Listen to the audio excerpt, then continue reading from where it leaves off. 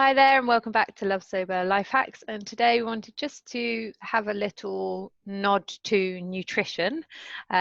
Full disclaimer, neither Kate or I are nutritionists, but certainly it is something that we have been reading a lot about.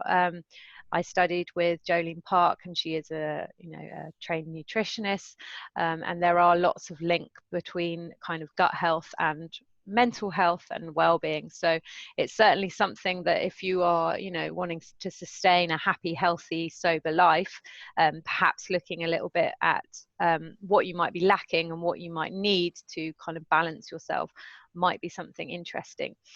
There's lots of books about it. The Mood Cure is one that is great, and have a look online, because there's a lot that kind of are looking at this mind-body gut connection.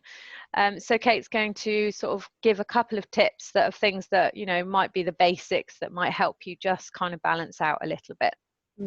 Yeah, thanks, Mandy. And it's like you said, there's like a whole science behind it, and lots of evidence about how our neurotransmitters in our brain, the serotonin produced in the gut, how this links with hormones. So for us as women, the hormone fluctuation, and all of that. So it is really fascinating and definitely worth delving into. But in the first instance, if you have stopped drinking and you still feel a bit rubbish, it's worth checking some of the real basics.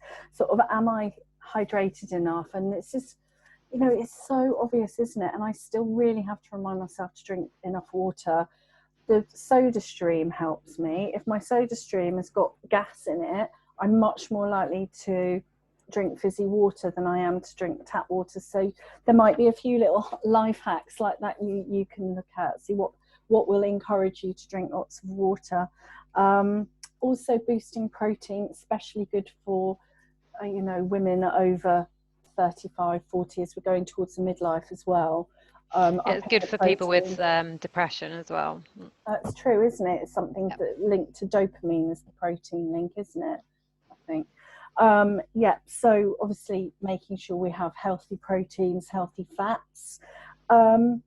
Most people could benefit from some kind of probiotics. So there's kimchi, live yogurt, kefir, I think is the way we pronounce it. Most of our serotonin is produced in our gut, so those can really help that to be a healthy environment, especially with, we have processed food if we've been drinking for a long time. That will probably would be a bit imbalanced.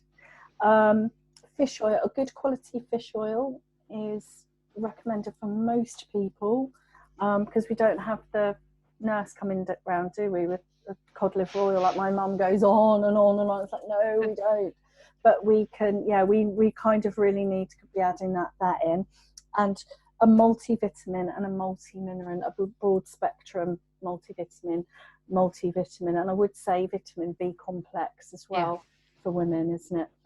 So, as Mandy said, there's lots of books. The Mood Cure is fantastic. There's lots of stuff online. Do check things out with your GP. If things are very expensive, or it's always, if you're feeling rubbish, then GP is first port call. Yeah, especially if you're on any medication. That's true. Always read the label and keep within the dose, and make sure that it doesn't go against any kind of medication from the doctor. Yeah, there are some interactions, aren't there? So definitely always check that out. Good point. And we'll see you next week for some more Love Sober Life Hacks.